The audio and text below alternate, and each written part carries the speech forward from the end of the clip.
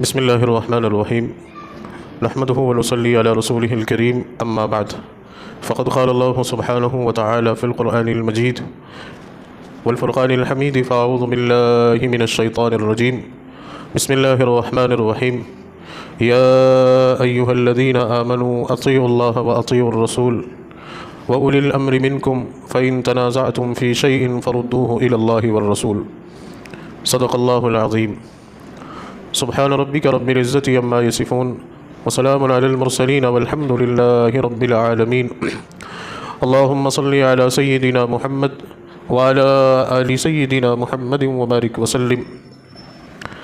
عزیزان گرامی قدر، واجب الاحترام بزرگوں اور میرے دینی اور ایمانی بھائیوں، السلام علیکم ورحمۃ اللہ وبرکاتہ.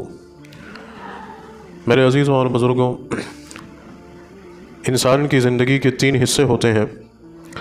کہتے ہیں ایک بچپن، دوسرا اس کی جوانی اور تیسرا اس کا بڑھاپا. بچپن میں انسان کا ایک بچہ سیکھتا ہے، علم حاصل کرتا ہے، تجربات حاصل کرتا ہے، اور پھر وہ جوانی میں پہنچ کر، جوانی میں داخل ہو کر جو کچھ بھی اس نے سیکھا ہے، جو تجربات اس نے حاصل کیے ہیں، اس علم کی روشنی میں اور ان تجربات کی روشنی میں وہ اپنی زندگی کے آگے کے سفر کو طے کرتا ہے. پھر بڑھاپا، چونکہ وہ آخری سٹیج ہے، اس میں پہنچ کر انسان جو کچھ اس کی زندگی کا سرمایہ ہے، اس نے اکٹھا کیا ہے، اس میں جو کمی بیشی کوتاہیاں ہوئی ہیں، ان کو سامنے رکھ کر جو تجربات اس نے حاصل کیے ہیں، وہ ان تجربات کی روشنی میں اپنی آنے والی نسل کی تربیت کرتا ہے، اپنی آنے والی نسل کی رہنمائی کرتا ہے. ایک عام جملہ یہ کہا جاتا ہے کہ جو جوانی ہوتی ہے وہ دیوانی ہوتی ہے، اور جوانی کی جو عمر ہے، اس عمر میں بسا اوقات ایک جوان کو ہوش نہیں ہوتا ہے، چونکہ وہ جوش سے لبریز ہوتا ہے. بہت ساری اس کی جسمانی قوتیں اور صلاحیتیں پیک پر ہوتی ہیں، تو پس چنانچہ وہ ایک دیوانہ وار اپنی زندگی کے اس حصے کو گزارتا ہے. در حقیقت اس بات پر غور کیا جائے تو یہ بات درست نہیں ہے. اگر اسلامی تعلیمات کے نقطہ نظر سے دیکھا جائے اور اسلام کی تعلیمات پر غور کیا جائے، نبی کریم صلی اللہ علیہ وسلم کے ارشادات پر غور کیا جائے، تو معلوم یہ ہوتا ہے کہ اسلام نے ایک جوان کو اس کی جوانی کو ضائع ہونے سے بچنے کے لیے، ضائع ہونے سے بچانے کے لیے بہترین اصول اور ضوابط بتائے ہیں. اسی لیے کہا گیا کہ جوانی جو ہوتی ہے، اس کا معاملہ یا اس کی حیثیت ریڑھ کی ہڈی کی طرح ہوتی ہے. اگر کسی قوم کے یا کسی ملت کے یا کسی ملک کے نوجوان برباد ہو جائیں تو پھر وہ ملک اور وہ قوم اور وہ ملت بھی برباد ہو جاتی ہے. اور اگر نوجوان اپنی جوانی کو درست کر لیں اور اپنی جوانی کو سنوار لیں تو پھر وہ قوم بھی ترقی کرتی ہے، وہ ملک بھی ترقی کرتا ہے، اور وہ ملت بھی ترقی کرتی ہے. اس لیے ایک نوجوان جس کو بار بار اس بات کا احساس دلایا جاتا ہے، اور نبی کریم صلی اللہ علیہ وسلم نے خاص طور سے اس کا خیال فرمایا کہ نوجوانوں کی بڑی زبردست آپ نے تربیت فرمائی. ان کی ضرورتوں کو سامنے رکھ کر، ان کے مزاج کو سامنے رکھ کر، ان کے فکر و افکار کو سامنے رکھ کر، ان کی صلاحیتوں کو سامنے رکھ کر، اور معاشرے میں ان کا ایک وجود اور ان کا ایک کردار نمایاں کس طرح سے ہو جائے، اس کو سامنے رکھ کر. تو اسی لیے آج ہم اپنے نوجوانوں کو دیکھیں، ان کی زندگیوں کو دیکھیں، ان کے افکار کو دیکھیں، ان کے کردار کو دیکھیں، ان کے نظریات کو دیکھیں، ان کے شعور اور ان کے فہم کو دیکھیں، تو ایسا لگتا ہی نہیں ہے کہ یہ ایک مسلم نوجوان ہے، یہ اس ملت کا ایک حصہ یا ایک ٹکڑا ہے، یا یہ اس قوم کا ایک فرد ہے کہ جس ملت اور جس قوم کو نبی کریم صلی اللہ علیہ وسلم نے ٹرین کیا ہے، جس کی تربیت فرمائی ہے، جس کے پاس زندگی کو بہتر بنانے کے لیے، کامیاب بنانے کے لیے، خوشنما بنانے کے لیے تمام اصول اور قوانین موجود ہیں، لیکن یہ اس ملت اور اس قوم کا نوجوان ہی نظر نہیں آتا. وجہ اس کی یہ ہے کہ آج امت مسلمہ کی نوجوانوں کا جو معاملہ ہے، جو رویہ ہے، جو ان کے کردار ہیں، وہ بالکل دین سے بیزار ہیں. نبی کریم صلی اللہ علیہ وسلم کی زندگی کا وہ چیپٹر، وہ حصہ جو آپ کی جوانی کا ہوئے، ان کے سامنے کبھی آیا ہی نہیں ہے. تو میں نے کوشش اس بات کی ہے اس جمعے کے بیان کا عنوان ہی اس بات پر قائم کیا ہے کہ نوجوانان اسلام کو، ملت اسلامیہ کے نوجوانوں کو نبی کریم صلی اللہ علیہ وسلم کا پیغام سنایا جائے، آپ کی جوانی کی کچھ جھلکیاں دکھائی جائیں، آپ کی جوانی کے کچھ واقعات سنائے جائیں کہ جس کو سن کر ہماری ملت کے نوجوان اپنی زندگی کے طرز عمل کو سدھاریں اور ان کے اندر یہ احساس پیدا ہو، یہ ذمہ داری کا احساس ان کے دلوں میں جاگے کہ ہم ایک ایسی قوم اور ملت کے نوجوان ہیں کہ جس کو اللہ تبارک و تعالیٰ نے اس روح زمین پر قیادت اور امامت نصیب فرمائی ہے، اور اس نسبت سے آگے پوری انسانیت کی قیادت اور امامت کی ذمہ داری ہمارے کندھوں پر ہے۔ اگر ہم اپنی جوانی کو ضائع کر دیں گے، برباد کر دیں گے، تو پھر ہم کیسے اس ذمہ داری کو نبھا پائیں گے یا اس ذمہ داری کو پورا کر سکیں گے؟ تو نبی کریم صلی اللہ علیہ وسلم کی زندگی اور آپ کی زندگی کا ہر ایک پہلو، آپ کی زندگی کا ہر ایک پہلو بڑا زبردست اور ہدایت یافتہ تھا، جس میں بالخصوص آج ہمیں گفتگو کرنی ہے آپ کی جوانی کے تعلق سے۔ تو سیرت نگاروں نے نبی کریم صلی اللہ علیہ وسلم کی جوانی کے جو واقعات بیان کیے ہیں، اس میں سب سے اہم بات جو ملتی ہے وہ یہ ہے کہ آپ صلی اللہ علیہ وسلم نے اپنی جوانی کو بہت عفت اور پاکداری کے ساتھ گزارا، طہارت اور تقوی کے ساتھ گزارا، پرہیزگاری کے ساتھ گزارا، ہر قسم کی برائی سے اپنے آپ کو بچا کر گزارا۔ نبی کریم صلی اللہ علیہ وسلم کی جو جوانی ہے اور اس جوانی کا عالم یہ تھا، معاملہ یہ تھا نبی پاک صلی اللہ علیہ وسلم کے حسن و جمال کا، آپ کے وجود اور آپ کے کردار کا، کہ آپ کو ایک نظر دیکھنے کے لیے مکہ کی عورتیں تڑپتی تھیں۔ خاتونوں کو جب اس بات کا اندازہ ہوتا تھا کہ محمد مصطفیٰ یہاں سے گزریں گے تو وہ بے چین اور بے قرار ہو جاتی تھیں کہ ایک نظر ہم محمد بن عبداللہ پہ ڈالیں اور ان کے حسن اور جمال کی کشش سے اپنے آپ کو لطف اندوز کریں۔ تو ایسا حسن و جمال اللہ نے عطا فرمایا، ایسا خوشنما سیرت اور طبیعت والا اللہ نے بنایا، جسم کا ایک ایک اعضا، ایک ایک انگ اللہ تبارک و تعالیٰ نے گویا کہ ایک شاعر نے کہا ہے، ایسا معلوم ہوتا ہے کہ محمد کریم سے پوچھ کے بنایا کہ بتائیں آپ کی آنکھ کیسی بنائی جائے، بتائیں آپ کی زلفیں کیسی بنائی جائیں، بتائیں آپ کے چہرے کی نمائش کیسی بنائی جائے، آپ کی ناک کیسی بنائی جائے، آپ کی انگشت کیسی بنائی جائے۔ تو ایسے حسن و جمال کا پیکر، ایسے حسن و جمال کا مجسمہ آپ کی جداد کے اندر موجود ہے، اور معاشرے میں ایک نظر ڈالنے کو لوگ بے قرار ہوتے ہیں۔ ایسی جوانی کو اور ایسے حسن جمال کو آپ نے اس طرح سے سنبھالا کہ مجال کے کسی کی طرف آپ پلٹ کر دیکھیں، مجال کے کسی غیر محرم پر آپ کی نگاہ پڑے، آپ کا وہ شریفانہ کردار، آپ کا وہ طہارت بھرا کردار اور طہارت اور پاکیزہ زندگی نوجوانوں کو ایک درس دیتی ہے کہ وہی حسن و جمال، وہی خواہشات، وہی جذبات، وہی جوانی کا جنون آج ہمارے اندر بھی اللہ نے کسی نہ کسی درجے میں رکھا ہے، لیکن اس کو سنبھالنا، اس کی حفاظت کرنا، اس کو کنٹرول میں رکھنا اور اپنی زندگی کو داغدار ہونے سے بچانا، یہ نبی کریم صلی اللہ علیہ وسلم کی سنت ہے۔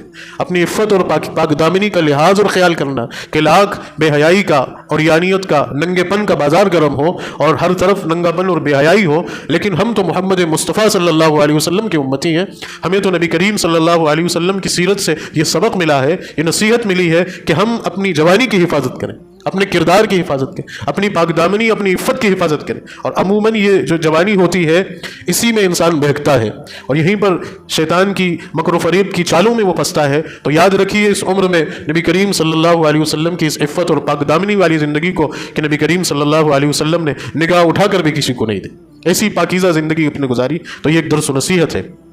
دوسری چیز جو اس عمر میں انسان کو اور کسی چیز میں ملوث کرتی ہے وہ ہے لایانی اور فضول کام، کہ اپنا وقت برباد کر رہے ہیں، اپنے وقت کو ضائع کر رہے ہیں، پڑھائی سے بھی تعلق نہیں رکھا اور ابھی چونکہ پڑھ رہے ہیں تو گھر والوں کی طرف سے کمانے کی یا کاروبار کی بھی کوئی ذمہ داری نہیں، اب اس وقت کو بھی ضائع اور برباد کر رہے ہیں جو زندگی کا بہترین وقت ہے۔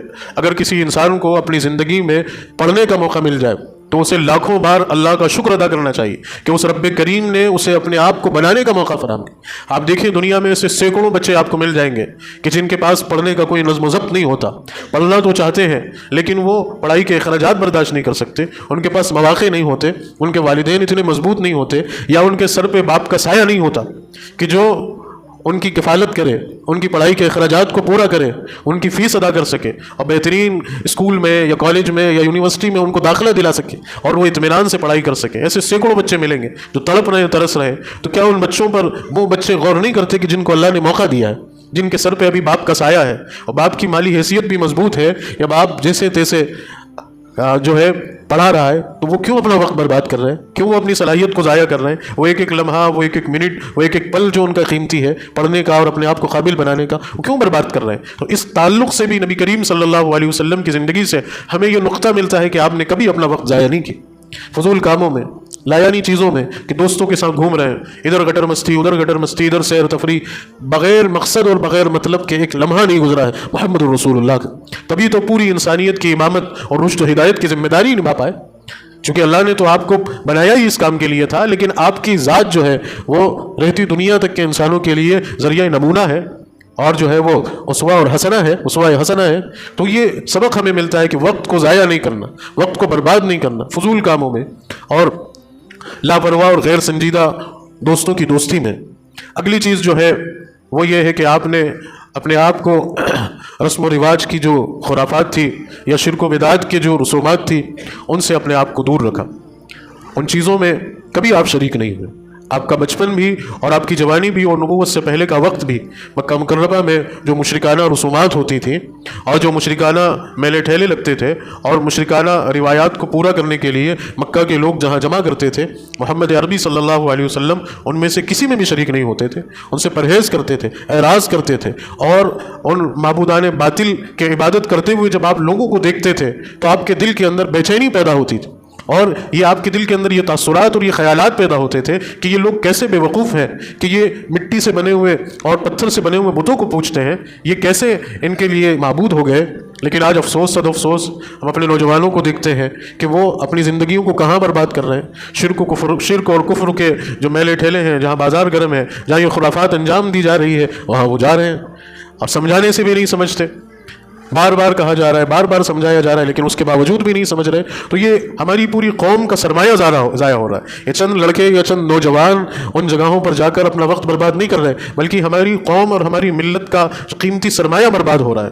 اس سے ہوش کے ناخن لینا چاہیے. والدین کو بھی, خاص طور سے والدین اپنے بچوں کی تربیت اس انداز میں کریں کہ بچے جب بڑے ہوں تو وہ غلط راستہ اختیار نہیں کریں, غلط دوستی اور غلط صحبتیں اختیار نہیں کریں. یہ ماں باپ کی ذمہ داری ہے, لیکن چونکہ ماں باپ ان ذمہ داریوں کو صحیح طور پہ ادا نہیں کرتے, ماں باپ ان ذمہ داریوں کا احساس ان کے اندر نہیں ہوتا, تو نتیجہ یہ ہوتا ہے کہ پھر بچے غلط راستوں پہ چلے جاتے ہیں, غلط صحبتیں اختیار کر لیتے, غلط طرز عمل اختیار کر لیتے, جس کے نتائج ذلت اور رسوائی کے, اور جس کے نتیجے میں بڑی ناکامی اور ذلت اور رسوائی برداشت کرنی پڑتی ہے. تو یہ بھی ہمارے نوجوانوں کو, میں خاص طور سے اپنے نوجوان بھائیوں کو اس طرف متوجہ کرتا ہوں کہ ان تمام چیزوں سے اپنی زندگی کو دور رکھیے, اپنے آپ کو دور رکھیے.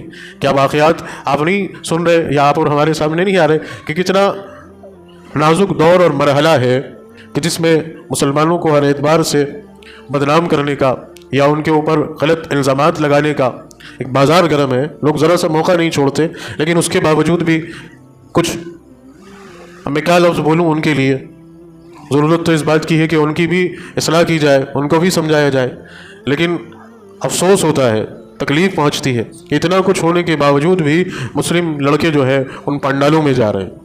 اور شرک اور کفر کا تو دلدل ہے ہی, اس کے ساتھ ساتھ عریانیت اور بے حیائی کا بھی ماحول ہے. کیا ہے وہ؟ صرف بے حیائی, بے پردگی اور زنا کی کھلی دعوت ہے. وہاں تو زنا کرنے کے لیے اپنے آپ کو پیش کیا جا رہا ہے, حسن کے جوہر بکھیرے جا رہے ہیں. اور بے حیائی کا اور بے غیرتی کا, چونکہ اس قوم کے پاس تو ایمان ہے ہی نہیں, اس کے پاس تو رشد و ہدایت ہے ہی نہیں, وہاں تو قرآن ہے ہی نہیں, نبی کریم صلی اللہ علیہ وسلم کی پاکیزہ زندگی ہے ہی نہیں, تو انہیں کیا پتا کہ حیا کیا ہوتی ہے, پاک دامنی کیا ہوتی ہے, عفت کیا ہوتی ہے, عورت کیا ہوتی ہے, کہ عورت کی پاک دامنی اور عورت کی عفت کا کتنا اہم رول ہوتا ہے. وہاں تو ایک شوہر اپنی بیوی کو تیار کر کے اور ایک باپ اپنی بیٹی کو سجا دھجا کے پہنچاتا ہے اس میں کہ جاؤ تمہیں 10 لوگ دیکھیں گے تو تمہارے حسن کی نمائش ہوگی, تو معاشرے اور سوسائٹی میں جو ہے میری بھی تکریم ہوگی. تو وہاں ہمارے نوجوان کا کیا کام ہوتا ہے بھائی؟ وہ کیا کرنے جا رہا ہے, وہ کیا ثابت کرنے جا رہا ہے, کیا بتانے جا رہا ہے, کیا سیکھنے جا رہا ہے؟ وہ عذر پیش کرتا ہے کہ مجھے تو دوست لے گئے, وہ عذر پیش کرتا ہے کہ میں تو بہکاوے میں آگے چلا گیا. یہ کوئی عذر ہے؟ یہ کوئی سبب بنتا ہے؟ لیکن یہ کیا بات ہو رہی ہے؟ یہ کسی بے غیرتی اور بے حیائی والی بات ہے. جمعوں میں ان باتوں کو کرنا پڑ رہا ہے, یہ جمعے کے ان قیمتی لمحات میں کہ جب یہ ایک لمحہ ایک منٹ بڑا قیمتی ہے, ان میں ان باتوں کو کرنا پڑ رہا ہے. مجھے تو خود اپنے آپ پر یہ چیز گرا گزر رہی ہے کہ میں کون سے ٹاپک پہ بات کروں. یہ کوئی بات بتانے کی ہے. ہمارے نوجوان کا کام تو یہ تھا کہ وہاں جو لوگ برباد ہو رہے ہیں ان کو راہ راست پر لے کر آتے, لیکن افسوس صد افسوس جا رہے ہیں. اور کیا بے غیرتی کا میں تاری ہو گئی ہے کہ ایسی بے غیرتی اور ڈھیٹ پن آ گیا ہے کہ نام بدل رہے صاحب, آئیڈینٹی چھپا رہے ہیں. یہ ہم سب کے لیے لمحہ فکریہ ہے کہ یہ ہمارا نوجوان کس بربادی کی طرف جا رہا ہے. کس تباہی کی طرف جا رہا ہے. یہ پوری قوم کی بربادی اور تباہی کی بات. یہ صرف ان ماں باپ کے اوپر لاچن نہیں ہے کہ جن کی اولاد پکڑائی گئی, یا اس جوان کی جوانی پر داغ نہیں لگا کہ جو خود پکڑا ہے. یہ پوری قوم کے اوپر ایک داغ ہے, یہ پوری ملت کے اوپر ایک داغ. ہم سب کے لیے افسوس اور ندامت کا موقع ہے.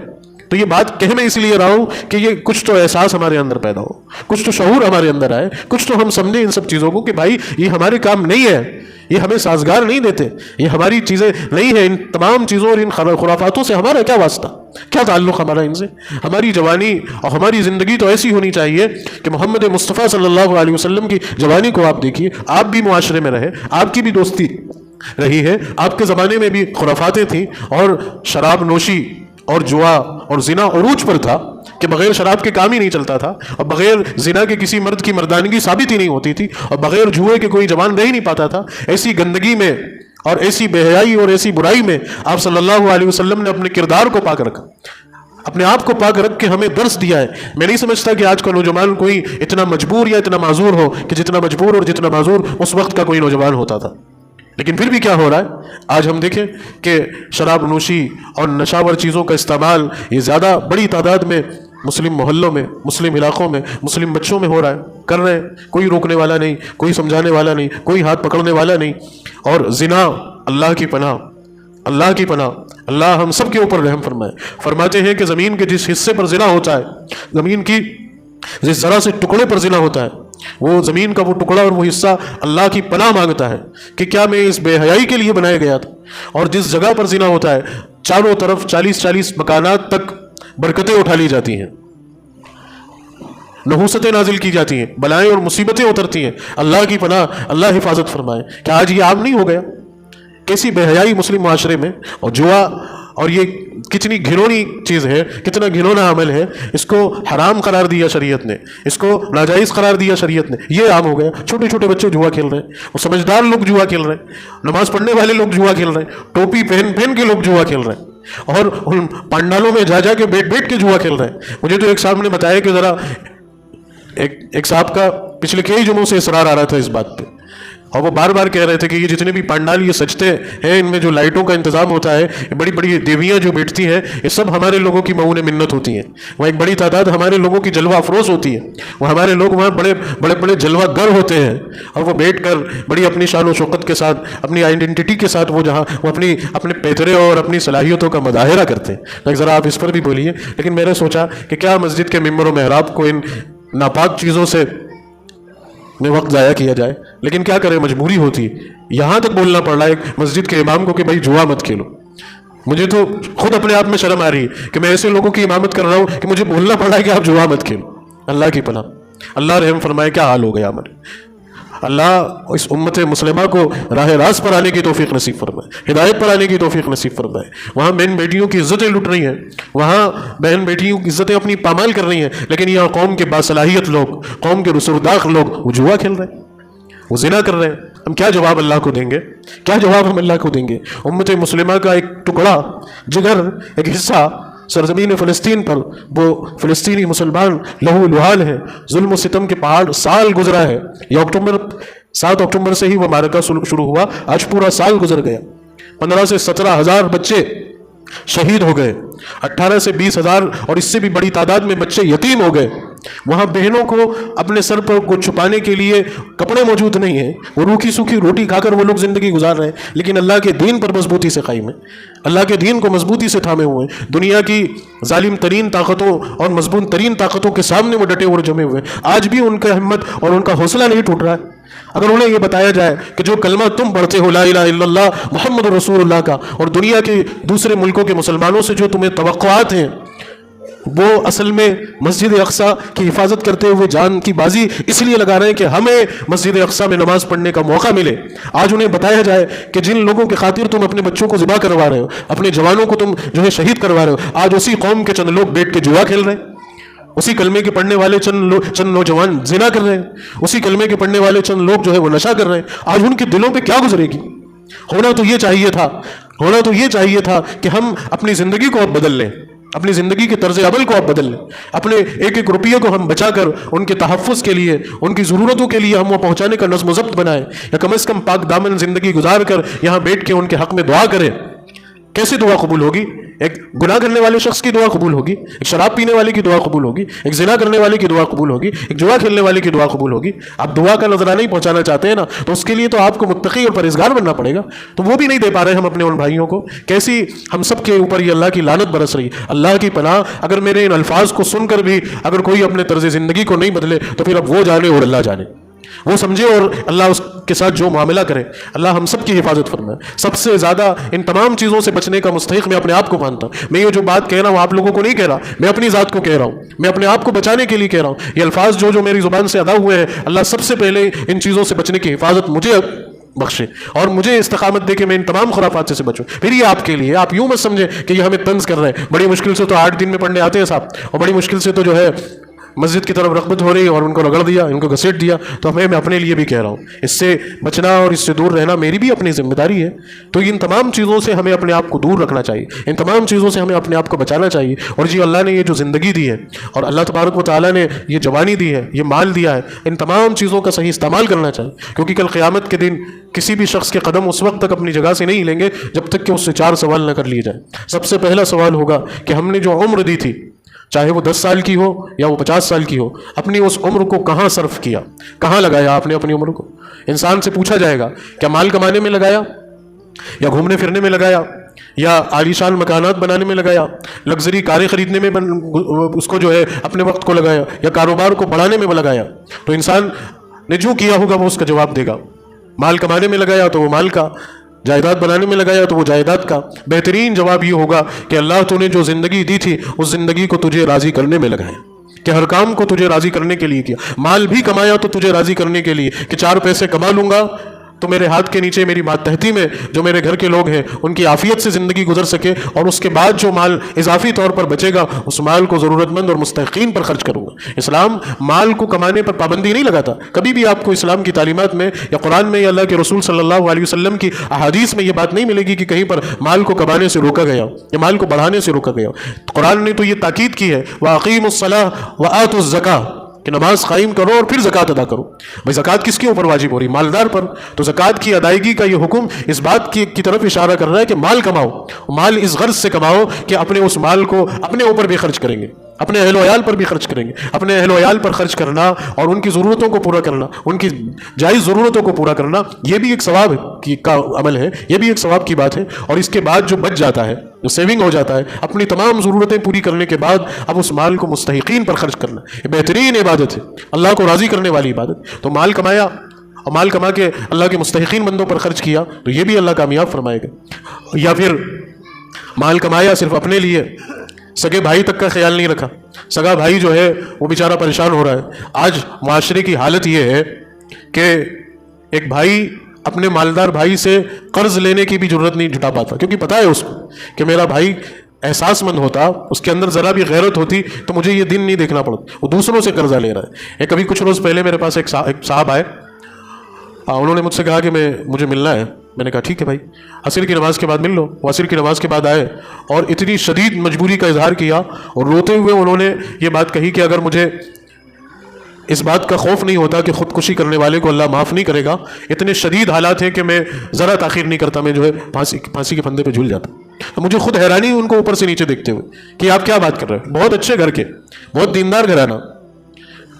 اور میں نے پوچھا کہ آخر کیا وجہ ہوگی؟ تو قرضے کی وجہ انہوں نے کہا۔ اور قرض کتنا؟ کوئی بہت زیادہ نہیں، آپ خود کو حیرانی ہوگی، لیکن جب انسان زندگی کے بھور میں پھنستا ہے تو چھوٹی چھوٹی سی چیزیں اسے خوفناک نظر آتی۔ صرف 10 لاکھ روپے کا قرضہ تھا اور بہت اچھے گھرانے سے، ایسا بھی نہیں۔ تو میں نے کہا آپ کے تو خود بھائی مضبوط ہیں، 4 بھائی ہیں ماشاءاللہ، اور معاشرے میں بڑے اچھے رسپیکٹیبل انداز میں ان کو لوگ دیکھتے ہیں، آئے دن جو ہے وہ فیس بک پر اور واٹس ایپ پر ان کی تعریفوں کے ترانے لوگ گنگناتے ہیں کہ یہ اتنے ہمدرد اور خیر خواہ ہیں، اتنے لوگوں میں انہوں نے کمبل بانٹے ہیں، اتنے لوگوں کی انہوں نے مدد کی ہے، اتنے اسکول کے بچوں کی انہوں نے فیس ادا کی ہے۔ مجھے حیرانی ہے ان کو دیکھ کے۔ تو میرا ہاتھ پکڑ کے انہوں نے کہا کہ صاحب بس اب رہنے دو، آپ بس رہنے ہی دیں، میں نہیں چاہتا کہ میری زبان سے میرے بھائیوں کے لیے کچھ نکلے۔ تو یہ حال ہے، یہ حال ہے۔ اللہ رحم فرمائے، کہاں ہماری زندگی؟ یہ سنانے والی بات نہیں تھی، لیکن میں نے آپ کو سنایا اس غرض سے کہ اس سے نصیحت ہم حاصل کر لیں، کہ ہم اپنے ارد گرد دیکھیں. بسا اوقات انسان اپنے آپ کو اتنا بلند سمجھتا ہے کہ اس کو اس کے آؤٹ سائڈ کی چیزیں نظر نہیں آتی، اپنے پاس کی چیزیں نظر نہیں آتی. اس لیے دین نے ہمیں سب سے پہلے اس بات کی تعلیم دی ہے کہ تمہارا بہترین مال کا اسراف، تمہاری زکوٰۃ بھی اور تمہارے صدقات بھی اور تمہاری خیرات بھی اور تمہارے عطیات بھی، اگر ادا کرنا ہو تو اپنے قریبی رشتہ داروں سے شروع کرو، اپنے قریبی رشتوں سے شروع کرو. ایسا نہ ہو کہ تم شہر میں تو خیرات بانٹو اور تمہارے سگے اپنی بنیادی ضرورتوں کے لیے تڑپتے اور ترستے رہیں. تو بہترین رشتے کی ادائیگی اور ایک بہترین بھائی جو جس سے اللہ راضی ہوگا، رسول اللہ خوش ہوں گے، وہ ہے کہ جو ترقی کرتے ہوئے اپنے بھائی کا بھی ہاتھ تھامے.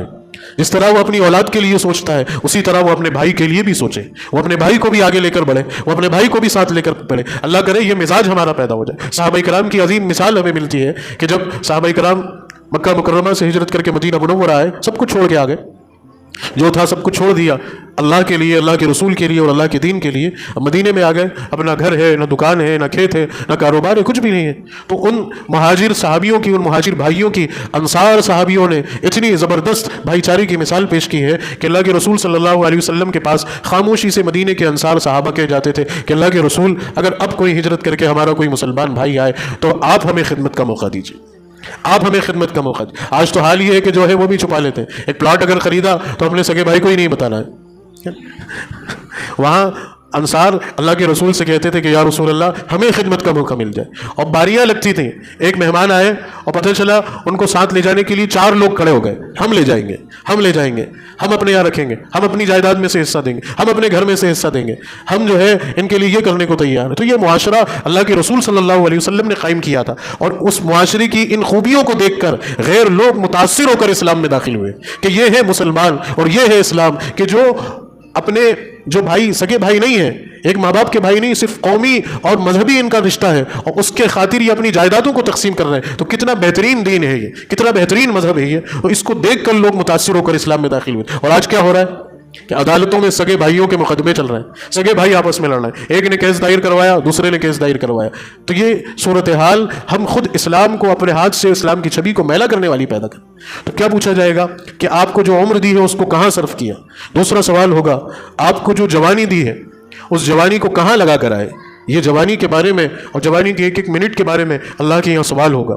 اسی لیے تربیت یہ فرمائی کہ جوانی کی عبادت اللہ کو سب سے زیادہ پسند ہے. ایک جوان جب سجدہ کرتا ہے اس کا سجدہ اللہ کو اتنا عزیز اور اتنا محبوب ہوتا ہے کہ پھر ایک بوڑھا اگر سجدہ کرے تو اس سے کہیں گنا زیادہ اللہ کی بارگاہ میں اس جوان کا سجدہ مقبول ہوتا ہے. اب اس سے اس بات کا یہ نقطہ مت نکالیے گا کہ جو بیچارے بزرگ ہو گئے ان کے سجدے کی تو کوئی قیمت ہی نہیں لگائی جا رہی. نہیں، آپ کو آپ کی جوانی کا ملے گا. ایک جوان کو اس لیے کہا جا رہا ہے کہ اس جوان کے پاس بہت سارے کام ہیں کرنے کے، اور آپ سب کچھ کر کے آ گئے. اب شاید آپ کی کہیں نہ کوئی نوکری ہے، نہ کوئی آپ کی ڈیوٹی ہے، نہ کوئی آپ کو دکان سنبھالنی ہے، آپ ساری چیزوں سے فارغ ہو کے آ گئے. اب آپ کا تو کام ہی صرف یہ رہ گیا کہ آپ تو عبادت کریں. لیکن ایک نوجوان، اس کو تو بہت ساری چیزیں ہیں لیکن وہ اپنے وقت کو فارغ کر کے آ رہا ہے، تو اللہ تو اس کو اس کی بہتر قیمت دے گا. اور ایک اور ارشاد اللہ کے رسول صلی اللہ علیہ وسلم نے فرمایا، نوجوانوں کو خاص طور سے اس بات کی تربیت دی کہ اپنا زیادہ سے زیادہ وقت جو ہے مسجد میں گزارے، مسجد کے ماحول سے جوڑا. اللہ کے رسول صلی اللہ علیہ وسلم نے نوجوانوں کو، حضرت عبداللہ بن عمر رضی اللہ تعالیٰ عنہ فرماتے ہیں کہ جب میں نے اللہ کے رسول صلی اللہ علیہ وسلم کی زبان سے یہ بات سنی تو پھر اپنا بوریا بستر لپیٹا اور اپنا اکثر وقت مسجد میں گزارتا تھا. حتیٰ کہ یہ تک تاکید فرمائی، یہ تک آپ نے کہا کہ جب تک کہ میرا نکاح نہیں ہوا تب تک میں نے راتیں بھی مسجد میں گزاری. اس قدر نوجوان کی جوانی کی تربیت اور اس کی ذہن سازی فرمائی کہ اس کو رات میں بھی مسجد میں سونے کا اپنے آپ کو عادی بنائے. اس لیے کیونکہ مسجد میں رہے گا، صاف ستھرے ماحول میں رہے گا، پاکیزہ ماحول میں رہے گا، یہاں گناہ کی کوئی امکانات نہیں ہے، اپنے وقت کو ضائع کرنے کے کوئی امکانات نہیں ہے. یہاں وہ نوافل پڑھے گا، یہاں وہ ذکر و اذکار کرے گا، یہاں وہ قرآن کی تلاوت کرے گا، یہاں وہ اپنے وقت کو اللہ کی عبادت میں گزارے گا. اور باہر وہ فضول کام کرے گا، وہ موبائل میں وقت ضائع کرے گا، وہ فضول دوستوں کی صحبت میں بیٹھ کے وقت ضائع کرے گا، وہ غلط کاموں میں وقت ضائع کرے گا. تو حضرت عبداللہ ابن عباس فرماتے ہیں کہ میں نے پھر نکاح ہونے تک اپنی راتوں کو مسجد میں گزارا. فرماتے ہیں کہ میں نے خواب دیکھا، اور اس زمانے میں جب اللہ کے رسول صلی اللہ علیہ وسلم حیات تھے تو صحابہ کرام کا یہ معمول تھا کہ جب بھی کوئی خواب دیکھتا تھا تو اللہ کے رسول کی خدمت میں حاضر ہوتے تھے اور اللہ کے رسول صلی اللہ علیہ وسلم کو اپنا خواب سناتے تھے. تو کہتے ہیں میں نے بھی یہ خواب دیکھا، اور پہلے میں نے اپنے اس خواب کو اپنی بہن کو سنایا. اور حضرت عبداللہ بن عمر جو ہے حضرت عمر کے بیٹے ہیں، اور انہی کی بہن اللہ کے رسول کے حرم میں نکاح میں تھی، تو ان کے پاس گئے اور ان کو سنایا. انہوں نے بھی کہا کہ آپ اللہ کے رسول صلی اللہ علیہ وسلم کو سنائیں. تو میں اللہ کے رسول صلی اللہ علیہ وسلم کی خدمت میں حاضر ہوا اور اپنا خواب بیان کیا. हुजूर ने पूछा कि क्या देखा? तो कहने लगे मैंने देखा कि 2 फरिश्तों ने मुझे पकड़ा और वो मुझे पकड़ कर ले गए, और आगे जो एक जगह थी जिसके बारे में उन्होंने निशानदेही की कि ये जहन्नम है, और मैंने जहन्नम को देखा कि वो मुंडेरों से घिरी हुई है, जैसे कुएं के चारों तरफ पाल होती है, ऐसी पाल और बाउंड्री उसके आइट साइड बनी हुई है। और मैंने उसके अंदर झांक कर देखा तो बहुत सारे लोग आग में झुलस रहे हैं और आग में तड़प रहे हैं, बिलबिला रहे हैं और चीख रहे हैं, और वो ये सदा लगा रहे हैं कि काश हमें थोड़ा वक्त मिल जाए कि हम ज़मीन पर जाएं और जो गलतियां हमसे हुई थी हम उनका इजाला करके आएँ। लेकिन फरिश्ता उनसे कहता है कि अब तुम्हें मौका नहीं मिलने का दोबारा। तो ये ख्वाब मैंने देखा और मैं एकदम से बेदार हुआ और मैं तब से बेचैन हूँ। अल्लाह के रसूल सल्लल्लाहु अलैहि वसल्लम ने ताबीर फरमाई और कहा कि ए उमर, तुम बहुत नेक और साले नौजवान हो, बस इतना कर लिया करो इब्ने उमर कि तुम रातों में नवाफिल पढ़ा करो, रातों में नवाफिल पढ़ा करो। तो कहते हैं कि बस जब से अल्लाह के रसूल सल्लल्लाहु अलैहि वसल्लम से ये बात सुनी तो एहतमामन रात के अक्सर हिस्से को नवाफिल पढ़ के गुजारता। आज बताए हम में से कोई ऐसा है, किसी नौजवान के अंदर ये शौक़ पैदा हुआ, उसके जहन के अंदर ये बात आई हो कि वो रातों में अपनी जवानी को अल्लाह के सामने रोकर गुजारते, फिर तकदीर उसकी बदलेगी, फिर ज़माना उसके कदम चूमेगा, फिर इज़्ज़त और शराफत का ताज अल्लाह उसके सर पर रखेगा। बुढ़ापे में तो बसा औकात जब रातों में नींद नहीं आती या बहुत ज़्यादा टेंशन होती है या बहुत सारी बीमारियों ने घेर रखा होता है तो बुढ़ापे में कोई खड़ा होकर नमाज पढ़े। लेकिन एक जो जवान जिसको नींद भी अजीज़ है, जिसको वक्त भी अजीज़ है, आज उसके अंदर ये जज्बा और वो शौक़ पैदा हो कि वो रात में उठकर खामोशी से उठकर, किसी को पता नहीं चले, वो तन्हाई में अपने कमरे में मुसल्ला बिछाकर या जाए नमाज बिछाकर वो अल्लाह के सामने खड़ा हो जाए, वो अल्लाह से आगुजारी करे, उसकी आंखों से आंसू टपके, कोई नहीं देख रहा, सिर्फ अल्लाह देख रहा है। ऐसी खामोशी में अगर किसी नौजवान की वो रातें गुजर रही हैं तो वो अल्लाह की यहाँ कदरदान है। ऐसे ही नौजवान मोहम्मद रसूलुल्लाह ने तैयार किए, फिर उन नौजवानों ने अपनी ज़िंदगी के जौहर दिखाए। यही तो कमालात थे कि सिर्फ 17 साल की उम्र में, सिर्फ 17 साल की उम्र में हज़रत उसामा बिन ज़ैद रज़ी अल्लाह तआला अन्हु को एक लश्कर का सिपा सालार और अमीर बनाकर रवाना किया गया कि जिस लश्कर में बड़े बड़े किबार साहबा हैं, हज़रत अबू बकर सिद्दीक़ भी हैं, हज़रत उमर फ़ारूक भी हैं, हज़रत उस्मान गनी भी हैं, हज़रत अलीउल मुर्तज़ा भी हैं, लेकिन इस लश्कर के जो अमीर है वो उसामा बिन ज़ैद रज़ी अल्लाह तआला अन्हु, सिर्फ 17 साल का नौजवान। आज कोई खड़ा हो, कोई 17 साल का नौजवान खड़ा हो कि ये बता दे कि आज उसके वालिद उसके ऊपर जो है 5 लाख रुपए का भी भरोसा करते हैं। बाप खुद का बाप 5 लाख का भी भरोसा कर ले बेटा ये 5 लाख रुपए रख, बाप को भी अपने बच्चे पे, 17 साल के बच्चे पे भरोसा नहीं। अल्लाह के रसूल सल्लल्लाहु अलैहि वसल्लम ने कमान दी थी पूरे लश्कर की, और वो लश्कर भी जो है रवाना हो रहा है उन लोगों के खिलाफ के जो दीन से बागी हो गए, दीन से इनहराफ कर लिया। उन लोगों को सबक सिखाने के लिए 17 साल के नौजवान हजरत उसामा बिन ज़ैद रज़ी अल्लाह तआला अन्हु अमीर लश्कर बने। आज किसी नौजवान के अंदर ये सलाहियत है? वो तो अपने वक्त को ज़ाया कर रहा है। मेरे ख्याल में वो 12th क्लास पास करके अभी तो उसने अपना कैरियर भी डिसाइड नहीं किया।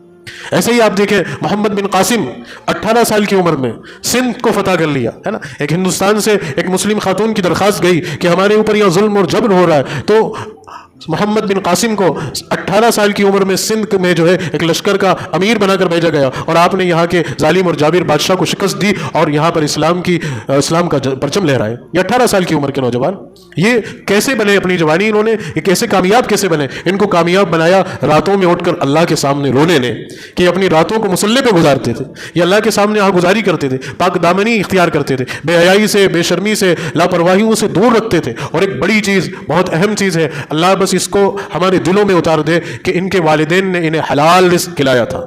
बाप की अहम तरीन जिम्मेदारियों में एक जिम्मेदारी ये बनती है कि वो अपनी औलाद को हलाल लुक़मा खिलाए, हलाल लुक़मा खिलाए, हलाल लुक़मा खिलाए। कोई बाप उस वक्त तक अच्छा बाप नहीं बन सकता जब तक कि वो अपनी औलाद के लिए हलाल रिज़्क़ का इंतज़ाम नहीं करते।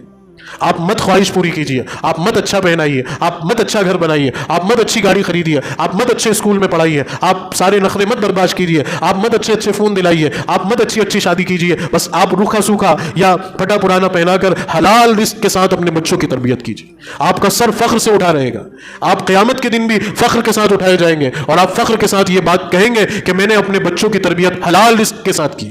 एक रुपया हराम आमदनी का नहीं कमाया, एक लुक़मा अपने बच्चों को हराम का नहीं खिलाया, हलाल का खिलाए। मेरी रगों में भी और मेरी औलाद की रगों में भी हलाल खून दौड़ता है।